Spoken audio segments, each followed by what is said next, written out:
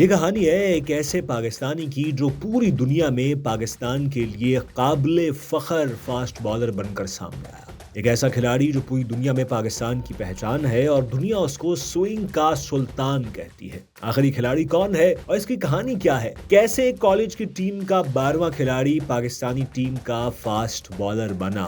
یہ جاننے کے لیے آپ کو ہماری آج کی ویڈیو اینڈ تک دیکھنی پڑے گی اور آپ جان پائیں گے اس لیجنڈ اور سپر سٹار کے بارے میں۔ یہ لاہور کے ایک ایسے نوجوان کی کہانی ہے جو ٹیبل ٹینس کا صف اول کا کھلاڑی بننا چاہتا تھا اور کرکٹ محض وقت گزارنے کے لیے کھیل رہا تھا۔ تعلیم میں اس کی دلچسپی صرف فائن آرٹس کی ڈگری کے حصول کے لیے تھی۔ اس صورتحال میں اگر کوئی اس نوجوان سے یہ کہہ دیتا کہ تم اپنے دور کے ورلڈ کلاس کرکٹرز کے ساتھ کھیلو گے تو کیا اس سے بڑا مذاق کوئی اور ہو سکتا تھا؟ لیکن پھر صرف 6 مہینوں کے مختصر عرصے میں سب کچھ بدل گیا۔ 3 جون 1966 کو پیدا ہونے والے وسیم اکرم کو دنیا کا بہترین لیفٹ آرم فاسٹ بالر کہا جاتا ہے، لیکن جب ان کے ابتدائی دور پر نظر ڈالیں تو گمنامی سے اچانک شہرت کی بلندی پر پہنچنے کی یہ کہانی انتہائی حیران کن معلوم ہوتی ہے۔ وسیم اکرم نے اپنی سوانح حیات میں لکھا ہے کہ ہم لاہور ماڈل ٹاؤن میں رہتے تھے۔ میرے والد کا اسپیئر پارٹس کا کاروبار تھا۔ میرے والدین ہم بہن بھائیوں کی تعلیم کے معاملے میں بہت سخت تھے، اس لیے انہوں نے ہمیں اچھے اسکول میں داخل کرایا اور تمام ضروری سہولتیں فراہم کی۔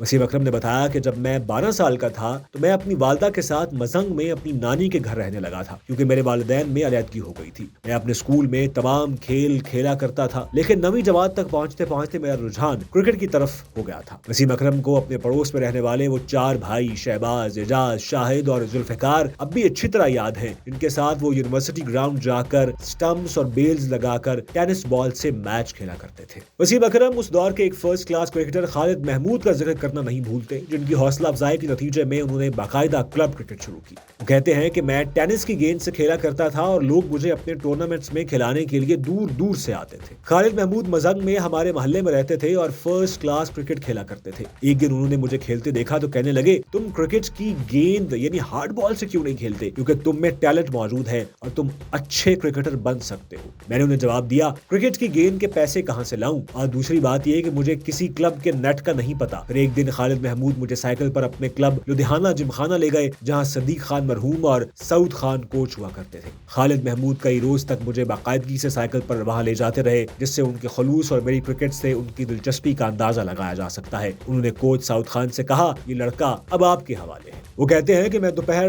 2:30 بجے گراؤنڈ پہنچتا تھا اور دوسرے نوجوان کرکٹرز کے ساتھ پہلے نیٹ لگاتا تھا، پھر پچ کی آدھی سائیڈ کی مٹی پر پانی ڈالتے تھے، جس کے بعد پریکٹس شروع ہوتی تھی۔ اس میدان میں متعدد کلبوں کے نیٹ لگا کرتے تھے، جہاں 100 سے زیادہ لڑکے کھیلنے آتے تھے۔ یہ وہ دور تھا جب صدیق خان، سعود خان اور چاچا صدیق میرا بہت خیال رکھتے تھے اور ہر روز اپنے خرچ پر نئی گیند لا کر مجھے دیتے کہ اس سے گیند کرو۔ وسیم اکرم نے بتایا کہ جب میٹرک کے بعد کالج میں داخلے کا وقت آیا تو میرے نمبر اچھے نہیں تھے، لیکن چونکہ کرکٹ اچھی کھیلنے لگ گیا تھا لہٰذا میں گورنمنٹ کالج اور اسلامیہ کالج دونوں کے ٹرائل سے منتخب ہو گیا۔ مجھے کوچ صدیق خان نے مشورہ دیا کہ تم اسلامیہ کالج سول لائنز میں داخلہ لو کیونکہ اس کی کرکٹ ٹیم اچھی ہے۔ وسیم اکرم بتاتے ہیں کہ کالج میں داخلہ تو مل گیا، لیکن پہلے سال کھیلنے کا موقع نہیں ملا اور کالج ٹیم کا کپتان بھی لیفٹ آرم تیز بالر تھا، لہٰذا میں 12واں کھلاڑی ہی بنا رہا۔ اب کالج ٹیم کا وہ کپتان تو نہ جانے کہاں ہوگا، لیکن وسیم اکرم پاکستان کے سپر سٹار ہیں، بلکہ پوری دنیا ان کو رشک بھری نگاہوں سے دیکھتی ہے۔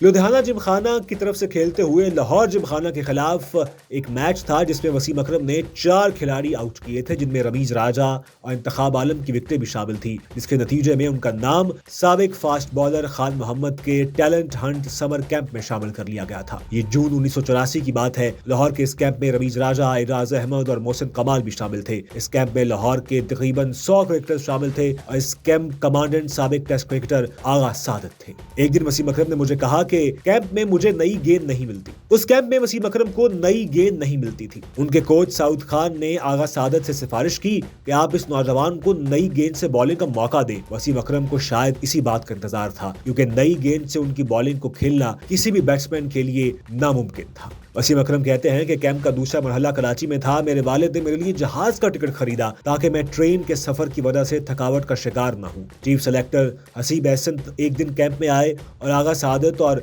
खान मोहम्मद से मेरी बॉलिंग के बारे में बात की। कैंप के अख्ताम पर खान मोहम्मद मेरी सलाहियतों को देखकर कह चुके थे कि तुम पाकिस्तान की नुमाइंदगी कर सकते हो। वसीम अकरम बताते हैं कि अगर जावेद मियांदाद न होते तो मैं हरगिज टेस्ट क्रिकेटर न बनता। पाकिस्तान के दौरे पर आई हुई न्यूजीलैंड की टीम के खिलाफ रावलपिंडी के मैच के लिए मेरा नाम शामिल होना मेरे लिए हैरानकुन बात थी, क्योंकि उस वक्त तक मैंने फर्स्ट क्लास क्रिकेट भी नहीं खेली थी। मुझे ये भी यकीन नहीं आ रहा था कि मैं 11 रुकनी टीम में आ भी सकूंगा या नहीं। मैच से एक रोज पहले कप्तान जावेद मियांदाद ने मुझे बताया कि तुम सुबह मैच खेल रहे हो। जावेद मियांदाद का मुझ पर एतमाद अचानक नहीं हुआ था, बल्कि उन्होंने कराची के कैंप में मुझे बॉलिंग करते देखकर कोचेस से बात की थी। दरअसल मेरे सिलेक्शन में उन्हीं का साथ था और अब वो पिंडी के सैरोजा मैच में मुझे टेस्ट बॉलर ताहिर नकाश पर फौकियत देने का फैसला कर चुके थे। वसीम अकरम कहते हैं कि एक 18 साल नौजवान के लिए सिर्फ एक नेट सेशन की बॉलिंग की बुनियाद पर टेस्ट बॉलर की जगह फर्स्ट क्लास मैच खेलना हैरानकुन था। मैंने इब्तदा जॉन राइट की विकेट सिल की और इनिंग्स का इख्तिताम 50 रन के एवज 7 विकेटों की कारकर्दगी पर किया। मैंने दूसरी इनिंग्स में भी 2 खिलाड़ी आउट किए।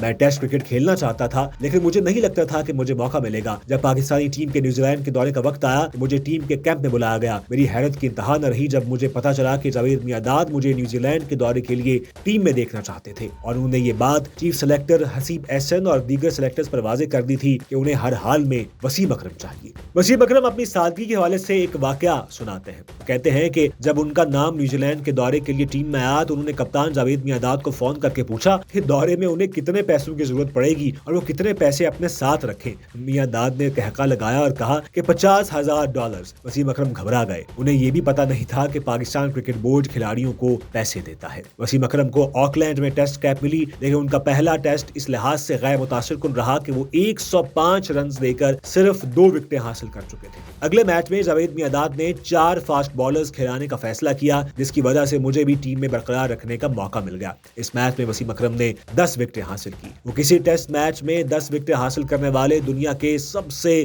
कम उम्र बॉलर बन गए, लेकिन वो टेस्ट पाकिस्तानी टीम 2 विकेटों से हार गई। वसीम अकरम को आज तक इस बात का अफसोस है कि उनकी बॉलिंग पाकिस्तान को कामयाबी हासिल न करवा सकी और वो टीलैंडर्स को आउट न कर सके, जिन्होंने जर्मी कोनी का साथ देते हुए न्यूजीलैंड की जीत मुमकिन बना दी थी। वसीम अकरम की अपने आइडियल इमरान खान से पहली मुलाकात ऑस्ट्रेलिया में उस वक्त हुई जब इमरान खान अपनी पिंडली की तकलीफ से सेहतयाब होने के बाद दोबारा टीम में शामिल हुए थे। वसीम अकरम कहते हैं कि इमरान खान मेरी तरफ आए और कहने लगे, वेल डन, तुमने न्यूजीलैंड में बहुत अच्छी बॉलिंग की है। इमरान खान का कहना था कि वसीम अकरम ऑस्ट्रेलिया के एलन डेविडसन के बाद सबसे बेहतरीन लेफ्ट आर्म फास्ट बॉलर हैं और उन्हें एक अच्छा बॉलिंग पार्टनर मिल गया है। और फिर तारीख ने और वक्त ने साबित किया कि वसीम अकरम दुनिया के सबसे बड़े लेफ्ट आर्म फास्ट बॉलर थे और आज भी उन्हें स्विंग ऑफ सुल्तान के नाम से याद किया जाता है। अगर आप भी इस तरह की मोटिवेशनल कहानियां सुनना चाहते हैं और जानना चाहते हैं कि पाकिस्तानी स्टार्स का सफर कैसा रहा, तो आपको हमारा चैनल सब्सक्राइब करना पड़ेगा।